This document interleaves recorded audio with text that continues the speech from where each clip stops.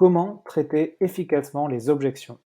C'est le thème que j'aborde avec Alain Mulleris dans ce nouvel épisode Les héros de la vente.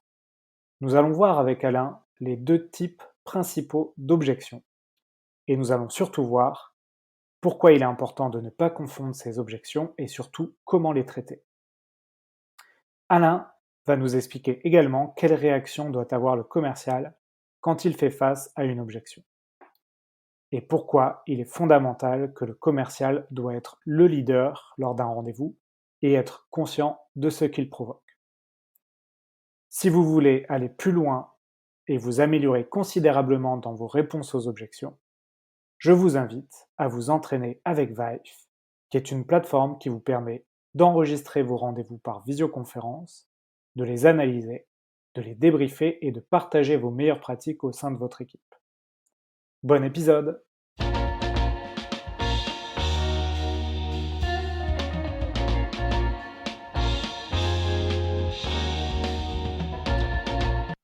Bonjour à tous, bienvenue sur un nouvel épisode Les héros de la vente. Aujourd'hui, j'ai le plaisir d'accueillir Alain Mulleris. Alain, bonjour. Bonjour Alexandre. Alors Alain, peux-tu te présenter aux auditeurs? Eh bien, je m'appelle Alain Mulleris. J'ai mon entreprise qui s'appelle Vitamine V, V pour vente. Et au sein de Vitamine V, je travaille la performance commerciale des entreprises. En gros, mon métier, c'est de changer le comportement commercial des gens que j'accompagne.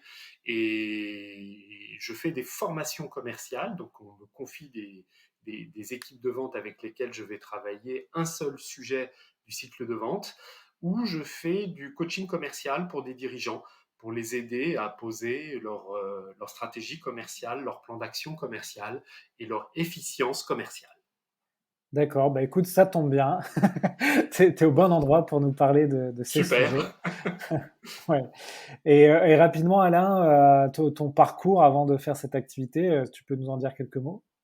Eh bien, aujourd'hui, je suis coach commercial parce qu'avant, j'étais commercial et directeur commercial. Voilà. Très bien. C'est pour ça que je me sens légitime aujourd'hui à ma place. J'ai été commercial, donc j'ai travaillé pas mal de temps chez des éditeurs de logiciels, mais pas uniquement.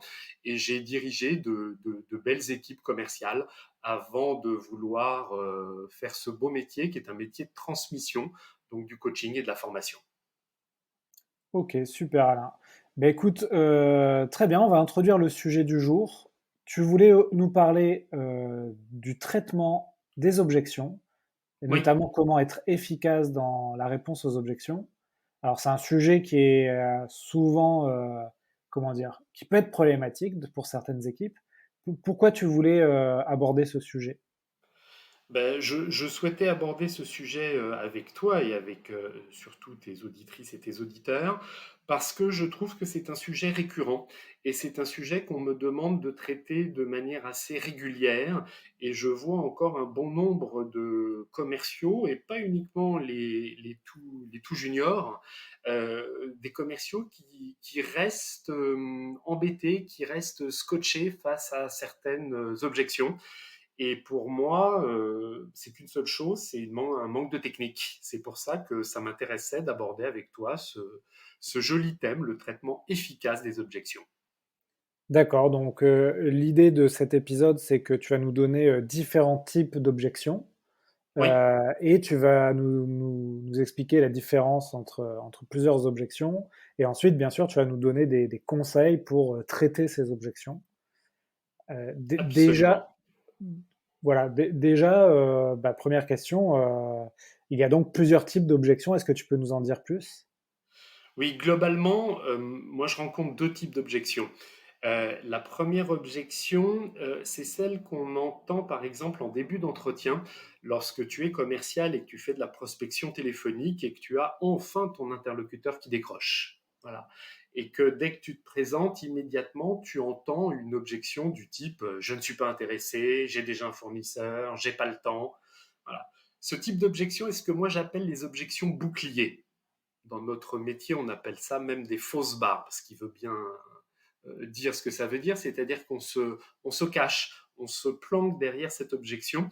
Moi, je préfère le terme objection bouclier parce qu'en fait, c'est comme si je prenais un bouclier et je me protégeais du commercial qui m'appelle.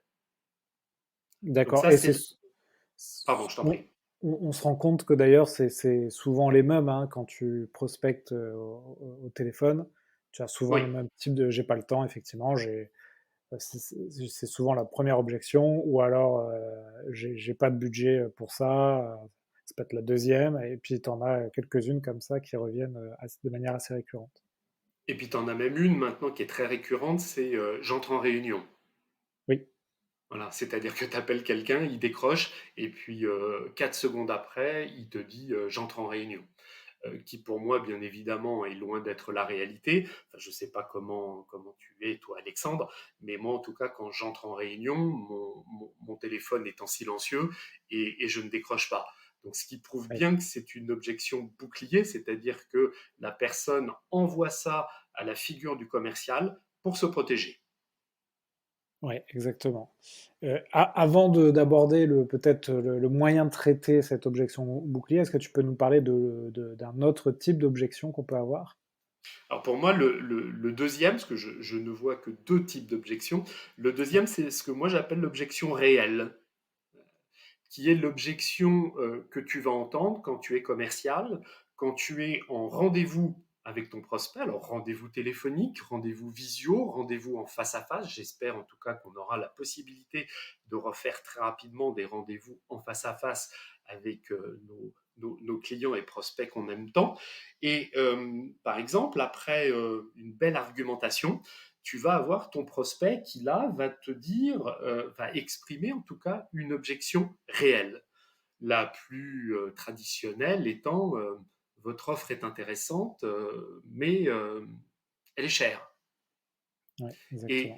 Et là, en fait, c'est une objection qui est complètement différente de la première, c'est-à-dire que c'est pas un bouclier, c'est une objection réelle.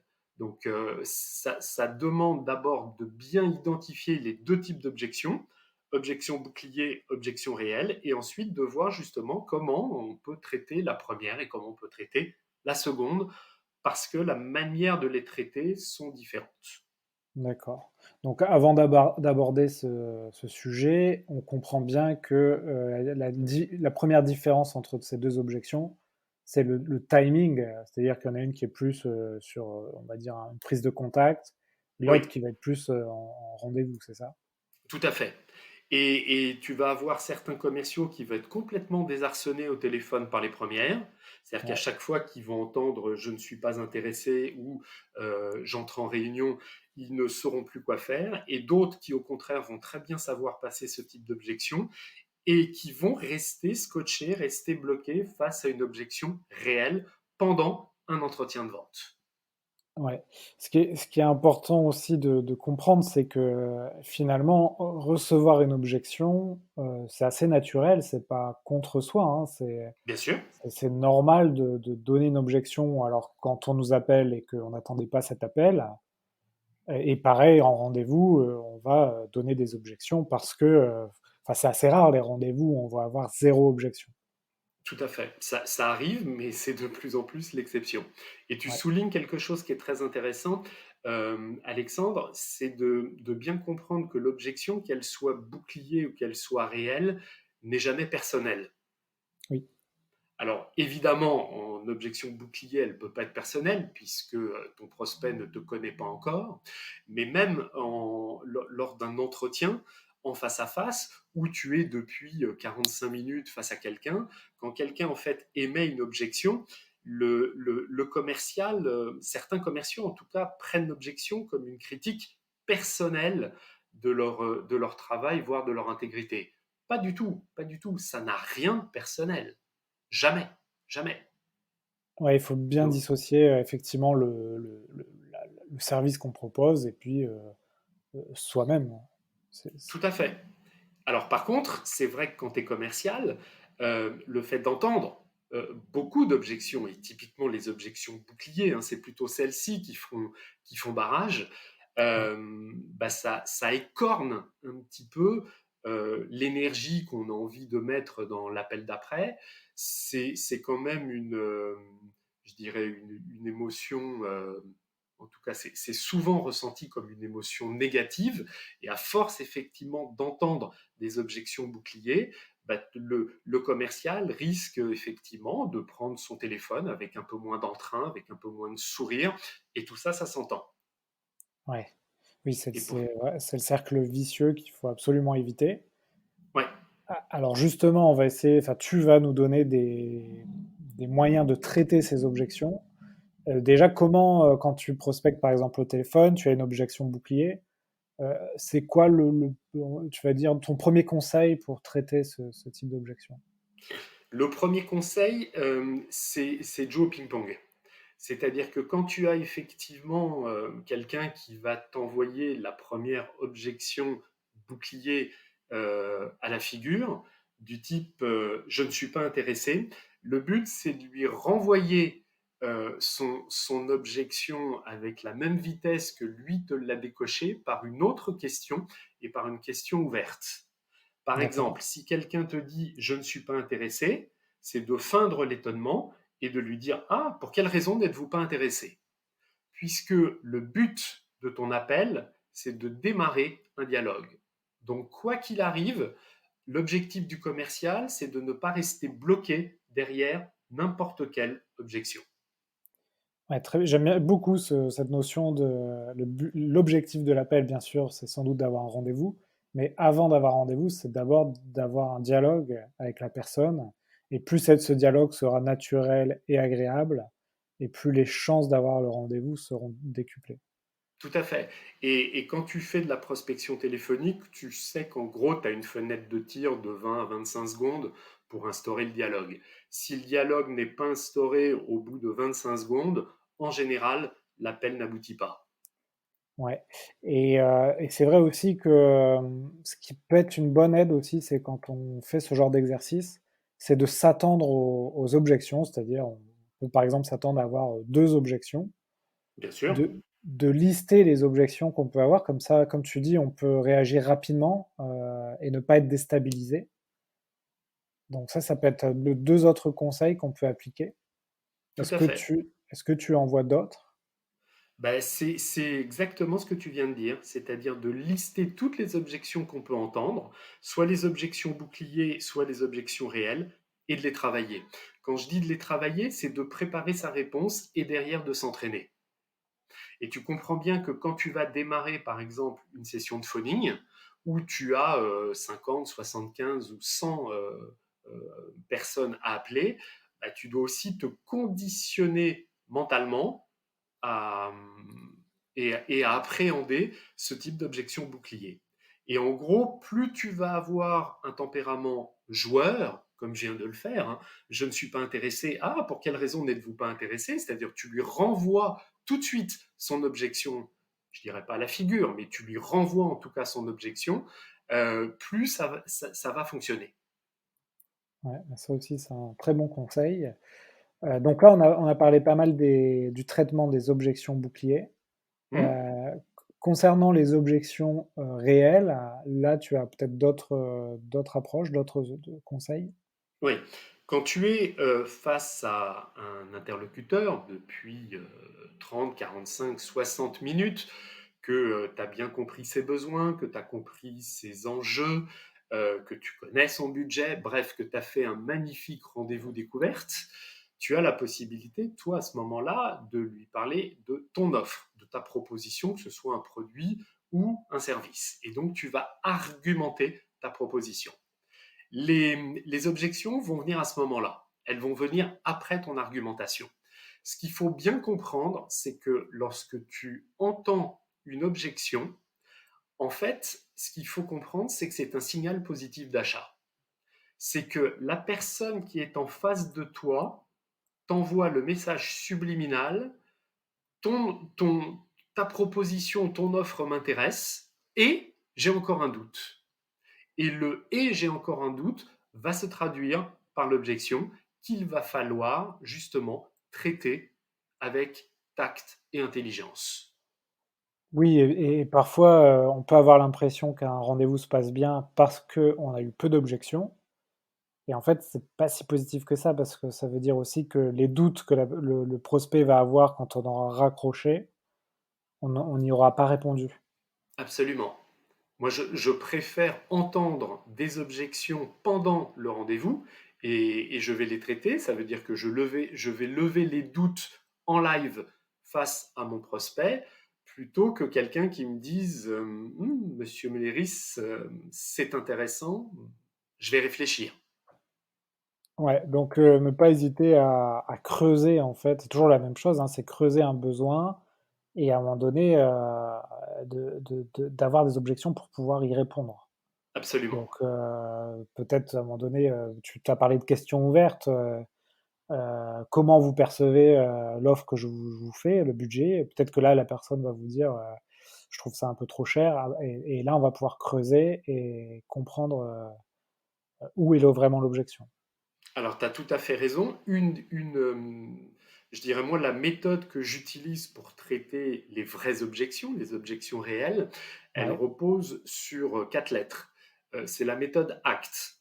Accepter, creuser, traiter et engager. Donc, accepter, c'est quoi? C'est faire un accusé de réception au prospect. Si quelqu'un te dit, Alexandre, ton offre est trop chère, évidemment, tu ne vas pas lui dire, oui, je sais, ouais, mon offre est chère. Tu vas simplement lui dire en minimum syndical, je comprends, j'entends. C'est-à-dire que tu vas envoyer à ton prospect un accusé de réception de son objection. Et tu es en train de lui dire, cher prospect, tu as le droit d'émettre n'importe quelle objection. Mais par contre, ensuite, tu vas creuser, c'est-à-dire que tu ne vas pas essayer d'argumenter ou de contre-argumenter, tu vas lui poser des questions. C'est-à-dire cher? Cher par rapport à qui? Cher par rapport à quoi? Et à ce moment-là, ton prospect va se dévoiler, va se découvrir. Et il va te dire, cher Alexandre, je suis en train de comparer telle offre qui fait ça et ça par rapport à la vôtre. Toi, Alexandre, tu es un professionnel, tu connais sur le bout des doigts ton offre, et donc tu vas pouvoir à ce moment-là traiter avec les informations que ton prospect t'aura données. C'est-à-dire que tu vas lui dire, cher client, cher prospect, vous êtes en train en fait de comparer deux offres qui ne sont certainement pas comparables. oui, Dans c'est mon ça. offre, j'ai ça et ça en plus, j'ai telle prestation en plus, j'ai telle option en plus qui n'existe pas dans l'offre dont vous m'avez parlé. Et c'est bien pour ça, cher monsieur, que comme en gros, je vous en donne plus, comme votre bénéfice client va être plus important, bien évidemment, bah, la tarification est différente. Ouais, donc l'objection du prix, effectivement, on prend cet exemple parce que c'est souvent une objection Parce qu'il est récurrente. classique. Ouais. Ouais, effectivement, quand on va poser, on va dire: je comprends», on va poser des questions et qu'on va d demander un peu plus de renseignements. Là aussi, c'est courant de nous dire: «Bah, par rapport à tel concurrent ou tel service, c'est, 2 fois plus cher», par exemple. Hmm. Et c'est vrai que ça peut arriver assez souvent. Donc on comprend traiter cette objection en expliquant dans notre offre qu'est-ce qui donne de la valeur et qu'est-ce qui fait pourquoi c'est plus cher. Alors peut-être qu'il y a plus de services, plus d'accompagnement, par exemple. Et après sur l'engagement, donc la dernière lettre de ta méthode ACT, Oui. qu'est-ce que tu entends par là? Eh ben, l'engagement, en fait, c'est d'essayer de le faire conclure le plus rapidement possible. Voilà. D'accord. C'est-à-dire que, cher prospect, vous venez donc de comprendre que vous comparez deux offres qui ne sont pas comparables. Voilà. Ce que je vous propose, c'est de tester immédiatement mon produit. Ce que je vous propose, c'est d'acquérir immédiatement ma solution. Quand est-ce qu'on démarre avec ma solution? C'est ça l'engagement. D'accord. C'est d'aller très rapidement et le plus rapidement possible vers la conclusion. Donc de ne pas trop, stagner ou perdre de temps, dans l'objection, en fait, c'est ça? C'est de la traiter, et une fois qu'elle est traitée, c'est se rappeler que le leader de l'entretien, c'est le commercial. Ouais, il faut être Et que, assertif, effectivement, ouais. absolument. Et que dans la phase de conclusion, donc d'engagement, eh bien, on peut même se permettre d'être directif. D'accord. Directif ne veut pas dire agressif, hein, bien évidemment. La décision, de toute façon, elle reviendra toujours au client ou au prospect, mais en tout cas, lui montrer une certaine dose de directivité. Pourquoi? Parce que, en fait, l'engagement est dur. quel que soit le montant. Donc, plus tu vas aider ton client à s'engager, plus ce sera aisé pour lui finalement. Ouais. Donc là, ton conseil pour aider les auditeurs à être directifs dans la phase de conclusion, c'est d'aider ton client. Est-ce que tu as des moyens, des phrases que tu peux donner là-dessus? Ben, par exemple, le fait d'engager un client, ce serait de lui poser la question, on démarre donc notre prestation de service le 1er ou le 7 du mois prochain. D'accord, lui donner une notion de timeline, de date. Voilà. Ouais, ça, c'est Et, important aussi, effectivement. et en lui posant une question alternative, c'est-à-dire le 1er ou le 7, c'est aussi l'influencer pour lui dire, bah en gros, tu as deux possibilités, c'est soit le 1er, soit le 7. Voilà. C'est toujours de lui dire, le but c'est que tu te décides maintenant rapidement, et il n'est pas question de toute façon que tu prennes 3 ou 6 mois de réflexion. Ouais. Et ça, On est bien dans de la directivité, hein. ouais, alors ça, des fois, il y a des méthodes ou des techniques.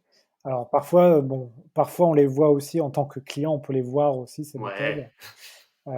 Par exemple, moi, il y a quelques jours, là, il y avait un service qui m'intéressait et la personne nous disait, alors comme on a beaucoup de demandes, on a un comité de sélection, euh, on a le comité de sélection, bon, comme par hasard, cette semaine, et on choisit par exemple, les clients avec qui on va travailler pour les 6 prochains mois. d'accord. Et en Ouais. fait, il inverse un peu comment dire, Absolument, oui, la chose. Il me donne une timeline, il dit il faut qu'on se décide avant ce comité de sélection. Et si vous n'êtes pas sûr, bah, ça repousse à dans 6 mois. absolument. Bon, peut-être que c'est vrai, mais bon, pour moi, j'ai vu un peu la grosse ficelle. C'était trop gros. C'était un peu trop gros, je trouvais. Mais c'est vrai que de mettre comment dire, un temps, Hmm, c'est important et ça peut être, par exemple, notamment quand on vous demande des remises.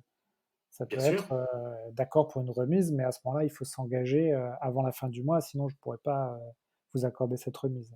Ah bah de toute façon, c'est le principe même de la négociation, hein. C'est-à-dire que Ouais, si je lâche quelque chose, je demande et j'obtiens quelque chose en contrepartie.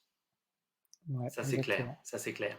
Mais tu verras en fait que, euh, je dirais, tu as tout à fait raison, même si le fil est gros, en fait, on se laisse euh, avoir, je dirais plutôt, facilement.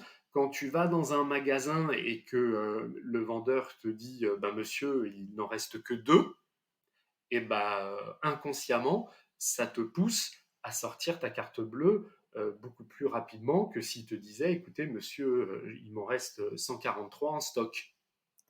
Ouais, c'est Quand clair que tu es, tu vois, c'est alors, est-ce que c'est vrai, pas vrai? Je n'en sais strictement rien, mais en tout cas, l'effet de rareté, très clairement, pousse le consommateur.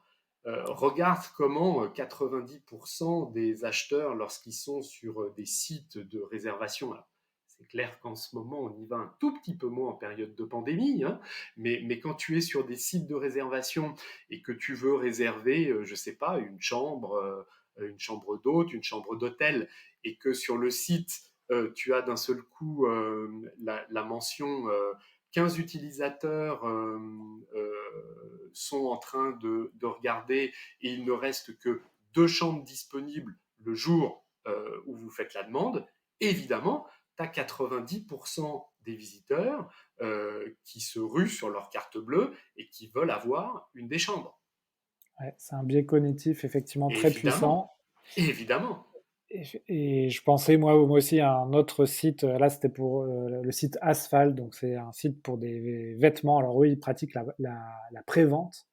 Et Ouais. bien sûr, donc chaque semaine, tu as un vêtement disponible, par exemple un pull, mais Mmh. tu as une semaine pour acheter le pull, sinon le prochain sera on ne sait pas quand. Et du coup, Et oui. cette méthode de vente en ligne, en fait, je suis sûr que ça décuple leur vente, en fait. Mais bien sûr, mais bien sûr. Alors, on peut pas évidemment faire la même chose hein, quand tu vends un service ou quand tu vends un produit et que tu es face à ton client. Hein. C'est difficile de lui dire il m'en reste que deux à chaque fois. Mais en tout cas, quand tu joues la rareté, quand tu joues pour certains marchés, tu peux même jouer la promo, l'offre existante, hein, qui comme par hasard va se terminer à la fin du mois et on est aujourd'hui le 22. Donc, cher monsieur, il vous reste en gros 8 jours pour vous décider. Ça fait partie encore des techniques qui fonctionnent. Ou Ouais, sinon, tu as des techniques, comme je l'ai dit, hein, assez simples, qui est d'orienter ton client vers une date butoir. Alors, date butoir qui n'en est pas une. Hein. Quand je dis alors, on démarre le lancement du contrat le 1er ou le 8, on est bien d'accord, il n'y a pas de date butoir. C'est-à-dire que c'est uniquement dans ma manière de présenter les choses qui laisse entendre qu'il faut démarrer le 1er ou le 8. Si mon client me dit non, finalement, je vais prendre un petit peu de temps, on démarrera le 25, ben c'est lui qui décidera, on démarrera le 25.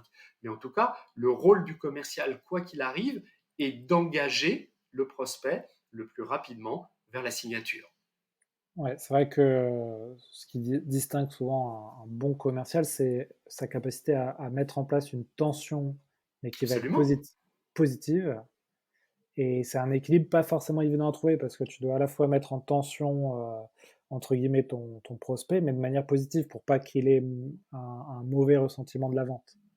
Entièrement Ç d'accord. Ça m'est arrivé aussi d'avoir affaire à des commerciaux qui, pressaient un peu le comment dire? La vente. Oui. J'ai pris le service parce que ça m'intéressait malgré tout, mais le sentiment que j'ai eu de la vente n'était pas forcément positif et du coup, ça me pose la question lors, par exemple, d'un renouvellement. Est-ce que j'ai envie Oui. d'avoir affaire encore à ce commercial alors que la première vente s'est pas forcément bien passée? Le but, hein, tu as tout à fait raison, Alexandre, c'est d'amener le prospect à devenir client, donc à s'engager, à signer vite, mais évidemment sans le brusquer. Ouais, C'est donc quand même une grande affaire de psychologie, puisque au bout de 45 minutes ou de 60 minutes d'entretien, bah, tu dois comprendre quand tu es commercial si tu peux te permettre un tout petit peu de brusquer ton interlocuteur ou pas. Parce que bien évidemment, tu feras plus marche arrière. Hein. ouais. Et justement, donc tu me disais un peu en préparant cet épisode que, dans ce cas-là, le commercial, il doit être à la fois, conscient de ce qu'il provoque et leader. Est-ce que tu Oui. peux nous expliquer un peu, ça, cette notion de conscience de ce qu'il provoque? Ben, en fait, le commercial, pour moi, c'est celui qui va être leader de tout l'entretien. Alors, leader, ça veut dire quoi? Ça veut pas dire, bien évidemment, que c'est lui qui parle plus que le client, hein, puisque pour moi, la Ouais, première qualité d'un commercial, c'est l'écoute. Donc, c'est la capacité au commercial à poser des bonnes questions, justement, pour faire parler son client et obtenir les besoins, les enjeux, les échéances, enfin plein d'informations nécessaires à la découverte. Mais en tout cas, le leader, c'est celui qui va passer d'une phase à une autre. C'est celui qui va décider que en phase de découverte, bah, finalement, maintenant, en tant que commercial, j'ai suffisamment d'informations et je vais passer à la phase d'après qui va être la phase convaincre. Pendant la phase convaincre, il risque d'y avoir peut-être des objections. Je traite les objections. Une fois que c'est traité, je passe tout de suite à la phase conclure, etc., etc. Donc ça veut dire que j'ai, je dirais, les grandes phases de l'entretien de vente dans la tête, et c'est moi qui décide de passer les vitesses. ouais, c'est exactement ça et on voit encore dans cet épisode, on en parle dans beaucoup d'épisodes, mais que le travail comportemental est, fondamental finalement Absolument. quand tu te formes ou que tu progresses dans ta carrière. On en a parlé, hein, tu as donné des exemples de phrases de réponse à des objections, mais il y a un aspect comportemental, très, prégnant dans la vente qu'il ne faut surtout pas négliger. Absolument. Alors c'est vrai on parle exclusivement du comportement lorsqu'on est en face à face. Tu as aussi du comportemental aujourd'hui lorsqu'on travaille en visio. Ouais, Et aujourd'hui, les commerciaux vendent, d'accord, de plus en plus en visio. Donc, comment en fait on utilise aussi je dirais la gestuelle et le comportement lorsque on vend en fait au travers d'un écran. Et puis tu as aussi du comportemental qui est différent lorsque tu es au téléphone. Donc, ce qu'il faut bien comprendre, c'est les techniques qui sont propres, qui sont proches, euh, qui sont liées, pardon, excuse-moi, à chaque média. Ouais, Quand tu es au téléphone, ben, tu as effectivement, je dirais, des techniques de communication à activer. Quand tu es en visio, il y a aussi quelques techniques à activer qui sont différentes. Et quand tu es en face à face, ben, il y a des troisièmes techniques comportementales. Et pour ouais, moi, le bon commercial est celui qui n'est pas lié, bien évidemment, à un média, mais qui va s'adapter aux besoins de son client, voilà, qui va bien évidemment lui proposer ce qui l'arrange le plus. Hein. C'est si moi j'ai intérêt à rencontrer mes clients, je vais d'abord proposer la rencontre physique, ensuite peut-être la rencontre visio, et si mon client décline le 1 et le 2, ben, je vais lui proposer, in fine, le téléphone. Mais en tout cas, très clairement, j'aurai plus d'impact d'abord en face à face, ensuite en visio et ensuite au téléphone. très bien, Alain. Bah, écoute, pour résumer, donc tu nous as parlé de deux types d'objections, l'objection bouclier et l'objection réelle. Absolument. Comment traiter ces objections? Donc, tu nous as parlé à la fois pour l'objection de bouclier de l'évitement, de répondre rapidement à une question avec une question ouverte. Et pour l'objection réelle, tu nous as parlé de ta méthode ACT. Oui. On a parlé également de la réaction d'un commercial qu'il qu'il peut avoir quand il entend une objection. Et est-ce que tu as autre chose à ajouter, Alain, avant qu'on passe aux questions de la fin? Non, je dirais sur les objections, j'aurais tendance à dire aux commerciaux, alors même ceux qui ne sont pas commerciaux, hein, parce qu'il y a plein de gens qui vendent et dont le métier n'est pas commercial, et il y a plein de dirigeants, par exemple, qui vendent leurs produits et leurs prestations et qui n'ont pas appris la vente.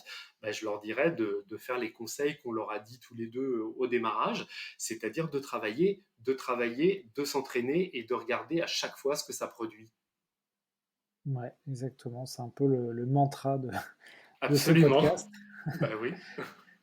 Bah, écoute, merci beaucoup Alain. Donc comme tous les invités, je vais te donner quelques questions rapides, demander quelques questions rapides. Tu verras, ça, c'est très simple, très rapide. Je suis Déjà, est-ce que, prêt. ouais, tu es prêt? Déjà, est-ce que tu as un contenu à partager aux auditeurs? Ça peut être vidéo, audio, une lecture. Est-ce qu'il y a quelque chose que tu leur conseilles? Bah, je dirais deux choses. Euh, je dirais ton podcast et le mien, puisqu'on en fait tous les deux. Ensuite, sur du contenu, je dirais simplement d'être curieux. J'ai pas un contenu spécifique, c'est-à-dire un titre de bouquin, une vidéo à vous dire. C'est d'être curieux et de piocher dans les différentes techniques qui vous correspondent et qui correspondent au marché sur lequel vous bossez en tant que commercial. Voilà. Moi, je continue tous les jours, toutes les semaines, d'apprendre en étant sur LinkedIn, d'apprendre en étant curieux, en lisant des bouquins, en regardant des TEDx. Voilà, donc ouais, je dirais comme ça, TEDx, c'est pour moi une grande source d'inspiration en général.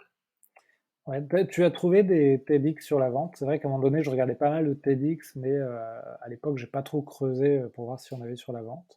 Je sais pas Pas de du la tout. vente pure, pas de la vente pure. C'est plutôt sur l'émotion, sur la motivation, sur le comportement. J'ai pas vu de TEDx en tout cas qui m'ont fait tomber de ma chaise sur la vente pure. Non, ce Ouais, sera peut-être d'ailleurs une idée d'accord, pour bah en écoute, faire. on regardera.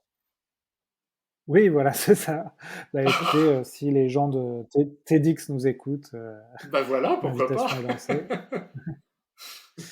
Ouais, mais après, effectivement, sur la partie curiosité, c'est vraiment effectivement c'est la philosophie socratique. Hein, je sais que je ne sais rien, et donc Oui, j'ai toujours à apprendre d'autres personnes, et on n'a jamais la science infuse. Hein, faut être humble dans cette discipline qu'est la vente ou dans d'autres disciplines, et comprendre qu'on peut apprendre de n'importe quel directeur commercial, coach de vente, ou quelqu'un qui n'a rien à voir avec la vente, mais qui peut nous apprendre des choses également. Absolument, ouais. Ok Alain, bah, écoute, merci pour cette information. Est-ce que toi, tu as des routines ou des choses que tu mets en place quotidiennement qui t'aident à être efficace, à bien avancer? Est-ce que tu as des choses comme ça ou pas du tout? Je dirais la seule routine que j'ai et qui est pas très, c'est pas original, c'est j'utilise, tu sais, je dirais la matrice Eisenhower pour me dégager Oui, de l'urgence et rester sur ce qui est prioritaire. Et je traite les priorités le matin avant de traiter tout le reste. Voilà. Donc en fait, je reste focus sur ma priorité et je traite ma priorité, par exemple, avant de regarder ma boîte mail. ok, très bien. Et est-ce que tu as des outils éventuellement, des apps ou des Bah logiciels? non, parce que je suis pas très outil. Et je dois bien avouer que ça m'intéresse pas beaucoup l'outil. C'est-à-dire que je l'utilise vraiment, tu vois, comme un, j'allais dire comme un outil, c'est bête ce que je dis, mais voilà, si j'ai besoin de planter un clou, je vais prendre un marteau, mais le type de marteau que j'utilise, la qualité du marteau, en gros, m'importe peu. Et, et à des fins professionnelles, je suis pareil, c'est-à-dire que je suis pas un fou furieux de l'outil, je suis plutôt un fou furieux du changement du comportement. Mais l'outil qu'on va utiliser, la méthode même que je pourrais utiliser, à la limite, m'importe peu, dès lors qu'il y a le résultat au niveau de mes clients. Ok, ok, ça marche. Écoute Alain, il nous reste deux questions à traiter. Je te les pose en même temps. Allons-y. Tu en fais ce que tu veux. Alors, est-ce que il y a une vente dans ta carrière qui t'a appris quelque chose? Est-ce que tu peux nous expliquer un peu quel apprentissage tu as eu? Et dernière question, si tu pouvais inviter quelqu'un sur ce podcast, tu inviterais qui? Donc sur la dernière, je te donne un nom, c'est ça? Oui, si possible, ouais. Ouais, d'accord, j'y pense alors. Je vais déjà te répondre à la première.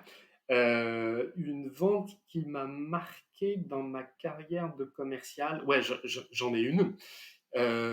J'ai fait une vente, en fait, je pistais en tant que bon vendeur et bon prospecteur un responsable logiciel à l'UGAP, l'Union des groupements d'achat pour toutes les collectivités et les administrations. Et donc, c'est une petite anecdote, je vais essayer d'être rapide. J'avais un rendez-vous avec ce monsieur en plein été et je suis motard. Et à l'époque, j'avais une belle moto. Je ne vais pas citer de nom, mais on va dire que c'est une moto de marque américaine qui fait Très bien, beaucoup de bruit. Beaucoup de bruit. Voilà. je vois.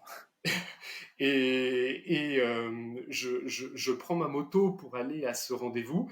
Et à ce moment-là, comme il arrive de temps en temps, il y a une gigantesque averse. Et j'arrive au rendez-vous et en fait, je suis une espèce de serpillière humaine. Je dégouline de partout. J'arrive à l'accueil et je fais un bruit, mais mes chaussures font un bruit épouvantable quand je marche parce qu'il y a de l'eau partout, puisque je n'avais pas je dirais de quoi me protéger en roulant. Et je reste 5 minutes à l'accueil. Mon interlocuteur vient me chercher. Je m'excuse en lui disant écoutez, regardez, je ne suis pas présentable. Il me dit non, non, montez. Et en fait, il me reçoit dans son bureau. Et donc, je reste en face de lui, trempé. Je m'assois dans un fauteuil en cuir en faisant beaucoup de bruit avec mon costume trempé. Et en fait, il s'avère que c'était également quelqu'un qui adorait la moto. Et pendant 60 minutes, nous avons discuté moto. Nous avons discuté tous les voyages qu'on avait pu faire, lui sur son très bon modèle de moto, moi sur le mien. Et puis vers 20 heures, il regarde sa montre et il me dit oh, incroyable, on a discuté. Je suis désolé, Alain, le rendez-vous est terminé. Et on n'avait, mais pas abordé le sujet. Et en fait, le deal s'est passé en 45 secondes devant la cage d'ascenseur. Voilà. Et il a D'accord. signé. Et pourquoi cette vente m'a marqué? Elle m'a marqué parce que, en fait, je n'aurais ce type de vente qu'une fois dans ma vie. Alors, je l'ai eu, je suis content de l'avoir vécu, mais en fait, c'est une technique qui a reposé sur le pur hasard et qui n'a pas reposé sur une seule technique de vente. Voilà. D'accord. Donc l'apprentissage, c'était le hasard fait bien les Alors, choses. Alors, cette fois-ci, effectivement, elle a fait magnifiquement mon affaire, puisque c'était devenu après un client intéressant et un client récurrent. Mais néanmoins, je dirais à tous les auditeurs et les auditrices, ne faites pas ça et n'attendez pas ça. Voilà. En tout cas, moi, c'est ça la conclusion et la philosophie que j'ai retenue de je dirais, de cette aventure, qui était de dire que là, ça a marché, mais ça relevait plutôt du hasard et que je ne pourrais pas reproduire ce hasard. C'était une chance et une opportunité. Ça a tourné du bon côté, la pièce est tombée du bon côté, mais par contre, euh, voilà, ça n'arrivera qu'une seule fois et toutes les autres ventes que j'ai pu faire, que je continue de faire et que je ferai, ne se referont pas justement là-dessus et se referont exclusivement sur de la technique. D'accord. Donc n'allez pas dans la première concession Harley Voilà. Davidson Voilà. Tu l'as après dit. avoir. Ouais.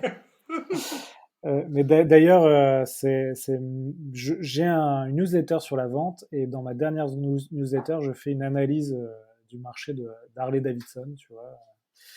Donc c'est pour recouper ce que tu Ah bah disais sur ta passion moto. envoie-moi s'il te plaît ta newsletter, il faut que je me la procure parce qu'il est clair que ça va m'intéresser. Ouais, ouais, ouais, je t'envoie ça. Je sais pas si tu vas apprécier parce que je dis en gros, le public de Harley Davidson est vieillissant. Alors, je le Tu prends peux, pas tu pour peux, toi. tu, tu peux y aller, ça fait 20 ans que j'ai plus de Harley. Ah bon, bah, ça va alors. Ça va. Bah écoute, merci Alain. On va conclure sur la Merci. dernière question. Si tu peux inviter quelqu'un ici, tu invites qui? Tu veux un nom, c'est ça? Oui? Il y a quelqu'un que j'aime beaucoup et qui a une agence de communication. Et en fait, sa vision de la communication est très proche de la vision de la vente. C'est pour ça que je m'entends très bien avec lui. Il s'appelle Laurent François de l'agence Maverick. Ok. Et c'est un ancien commercial qui fait de la communication. Et je trouve toujours intéressant les conversations que je peux avoir et les discussions que je peux avoir avec Laurent, parce qu'il a une approche qui est plus marketing que la mienne, mais néanmoins, on a exactement la même vision de la vente et du marketing, c'est-à-dire qu'on est là au service de nos futurs clients. Ok, très bien. Bah écoute, je lui proposerai. Je lui enverrai un message de ta part. Ah ben, je suis sûr qu'il sera ravi. Ouais. Mais merci beaucoup, Alain. Merci à toi, Alexandre. On peut te contacter sur LinkedIn, j'imagine. Absolument, oui, oui, tout à fait. Sur LinkedIn, on me trouve très, très, très facilement.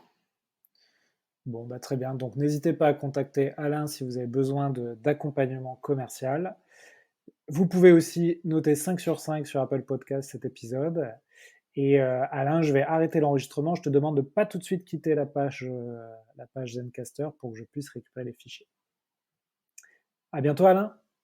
À bientôt, Alexandre, merci. Voilà, si l'épisode vous a plu, vous pouvez soutenir le podcast sur notre page Tipeee ou simplement mettre 5 étoiles sur Apple Podcast. Je reste à votre disposition par mail ou LinkedIn si vous voulez me proposer un épisode sur un thème précis autour de la vente. Et enfin, si vous voulez tester un sprint de coaching de vente à travers notre technologie de vidéo training Vive, contactez-moi sur alexandre@vive.fr. VYFE.